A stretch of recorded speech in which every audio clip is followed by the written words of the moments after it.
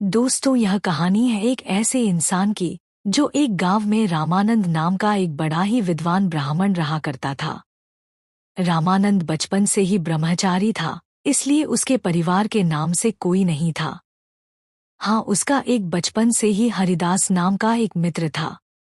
हरिदास जो रामानंद के गांव से 3-4 गांव दूर के गांव में रहा करता था। वो जन्म से ही गूंगा और एक पैर से विकलांग था। एक बार रामानंद को जब मानसिक अशांति सी होने लगी, तब उसने सोचा अपने बचपन के मित्र से मुलाकात की जाए तो कुछ शांति मिले। ऐसा सोचकर रामानंद हरिदास के गांव जाने के लिए निकल पड़ता है। हरिदास के गांव जाने के रास्ते में 3 से 4 गांव और कुछ जंगल भी आते थे। रामानंद जब जंगल से होते हुए गुजर रहा था, तब उसके साथ सफर में महाकाल नाम का एक आदमी जुड़ गया।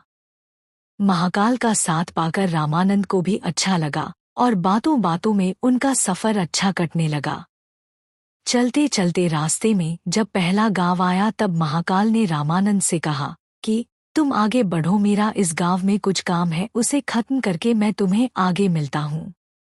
रामानंद ने अपना सफर धीरे धीरे जारी रखा। वह अपने सफर में थोड़ा ही आगे बढ़ा था कि उसे पता चला उस गांव में कोई फांसी लगाकर मर गया है। आगे महाकाल फिर उसके सफर में साथ हो गया। वह दोनों अपना सफर जारी रखते हुए आगे बढ़ते गए। काफी दूर तक चलने के बाद फिर से एक गांव रास्ते में पड़ा, जहां फिर से महाकाल ने रामानंद से कहा कि मेरा इस गांव में कुछ काम है, जो पूरा करके मैं तुम्हें आगे मिलता हूँ। और वह उस गांव में चला गया। रामानंद ने फिर धीरे धीरे अपना सफर जारी रखा और थोड़ा आगे जाकर उसे खबर मिली कि उस गांव में एक आदमी को सांप काट लिया और आदमी मर गया। रामानंद सोच ही रहा था कि यह कैसा अजीब इत्तेफाक है कि जिस भी गांव में महाकाल जाता है, वहां कोई ना कोई बुरी खबर आ जाती है। कि तभी महाकाल फिर से उसके साथ सफर में जुड़ गया। हालांकि रामानंद पूछना चाहता था, लेकिन वह महाकाल से हिचकिचाहट के वजह से कोई सवाल नहीं पूछ पाया। कुछ घंटों तक चलने के बाद फिर से एक गांव आया और फिर से महाकाल उस गांव में चला गया। और जब वह लौट के आया, तब तक रामानंद को पहले से पता चल चुका था कि उस गांव में आग लगने की वजह से कई लोगों की जान जा चुकी है। क्योंकि रामानंद इस बार आगे नहीं बढ़ा था और उसी गांव के पास वाले मंदिर पर रुककर यह सब देख रहा था। जब महाकाल रामानंद के पास वापस आया तो इस बार रामानंद से रहा नहीं गया और उसने महाकाल से पूछा कि आखिर तुम कौन हो और क्या राज है कि तुम जहां भी जाते हो वहां पर कोई ना कोई मर जाता है। रामानंद के पूछने पर महाकाल ने उसे सच सच बता दिया कि वह असल में यमराज का एक दूत है, जिसका काम ही लोगों की जान निकालना है। अब तक जो भी हुआ था वह सब देखते हुए रामानंद को उसकी बात तो सच लग रही थी, लेकिन पूरी तरह से विश्वास नहीं हो रहा था। इसलिए उसने महाकाल से पूछ लिया, बताओ अब आगे किसकी मृत्यु होने वाली है। महाकाल जो कई समय से रामानंद के साथ चल रहा था, उसे रामानंद का स्वभाव अच्छा लगा था, इसलिए उसने कुछ भी नहीं छुपाया। उसने रामानंद को बताया कि आगे जिस व्यक्ति की मृत्यु होने वाली है वो कोई और नहीं बल्कि जिसे तुम मिलने जा रहे हो वही है। यानी कि आगे हरिदास, जो कि खुद रामानंद का बचपन का मित्र है, उसी की जान जाने वाली थी। यह सुनकर रामानंद को बहुत दुख हुआ, लेकिन महाकाल ने उससे कहा था कि हरिदास की मृत्यु का कारण रामानंद खुद बनेगा। रामानंद ने सोचा कि मैं हरिदास से मिलूंगा ही नहीं तो उसकी मृत्यु भी नहीं होगी। यह सोचकर उसने हरिदास के गांव जाने का मन बदल दिया। लेकिन तब तक हरिदास हामफते उसी जगह आ पहुंचा, जहां पर महाकाल और रामानंद रुककर बातें कर रहे थे। इससे पहले कि रामानंद हरिदास से कुछ पूछ पाता, वह जमीन पर गिर पड़ा और वहीं पर उसकी मृत्यु हो गई। रामानंद को कुछ भी समझ में नहीं आ रहा था कि यह कैसे हो गया, लेकिन उसकी समझ में यह आ गया था कि महाकाल सच बोल रहा है।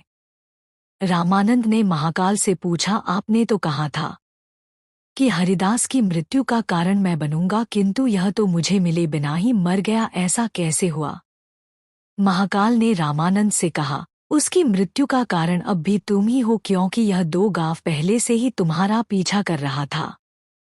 इसने तुम्हें देख लिया था, लेकिन गूंगा और एक पैर से अपंग होने की वजह से यह तुम्हारी जितनी तेजी से तुम्हारी तरफ बढ़ नहीं पाया और ना ही तुम्हारा ध्यान अपनी तरफ खींच पाया। बेचारा लगातार तुम्हारा पीछा करता रहा। जब तुमने आगे बढ़ना रोक कर एक जगह पर मेरा इंतजार किया, तब यह अपनी गति से चलते हुए तुम तक पहुंच गया, लेकिन इस बीच इसने थोड़ा सा भी आराम नहीं किया, जिस वजह से इसे दिल का दौरा पड़ा और यह मर गया।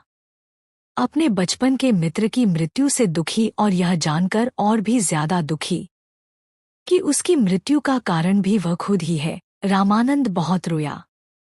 रामानंद ने खुद को संभाला और अपने मित्र की अंतिम क्रिया अच्छे से समाप्त की और अपने गांव की तरफ लौटने लगा। जाते जाते रामानंद के मन में सवाल उठा कि उसकी मृत्यु कब होने वाली है, यह पता किया जाए। कौतूहलवश रामानंद ने महाकाल से विनती की कि वह उसे खुद की मृत्यु का समय और कारण बताएं। महाकाल को लगा ब्राह्मण काफी समझदार है और महाकाल ने खुद देखा था कि कैसे रामानंद अपने परम मित्र की मृत्यु को भी झेल गया था और कम समय में ही स्थिर हो गया था। इसलिए महाकाल ने रामानंद को बताया कि तुम्हारी मृत्यु आज से 3 महीने बाद पड़ोसी राज्य में फांसी लगने से होगी। रामानंद अपने गांव लौट आया। आदमी कितना भी विद्वान और ज्ञानी क्यों ना हो, अगर उसे अपने मृत्यु का समय पता हो जाए तो उसे रोकने के लिए कुछ ना कुछ तो करेगा ही। रामानंद भी इस बात का पूरा ध्यान रखने लगा कि वह किसी भी कारण और अवस्था में अपने राज्य को छोड़कर कहीं पर ना जाए। फिर भी उसे भूख नहीं लगती, नींद नहीं आती और वह बहुत परेशान रहने लगा।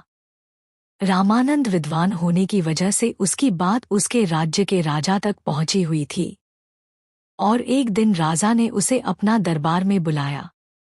रामानंद से जब राजा ने दरबार में पूछा कि क्यों वह इतना दुखी रहने लगा है, तब रामानंद ने सारी बात राजा के आगे बता दी। राजा समेत सभी दरबारियों को इस बात से काफी आश्चर्य हुआ, क्योंकि सब लोग जानते थे कि रामानंद कभी झूठ नहीं बोलता है। इसलिए सभी ने विचार विमर्श करके रामानंद को राजा के महल में ही सुरक्षित स्थान पर रखने का फैसला किया। राजा ने अपने ही महल में रामानंद को रहने के लिए एक बहुत आलीशान कमरा दिया। राजा चाहता था कि रामानंद उसके महल में कैदी की तरह महसूस ना करे, इसलिए सभी नौकरों को और सिपाहियों को आदेश दिया कि रामानंद को कहीं भी आने जाने से रोका ना जाए। राजा के महल में रामानंद अब अपने आप को थोड़ा सा सुरक्षित महसूस करने लगा, लेकिन कभी भी वह रात को गहरी नींद नहीं सो पाता था।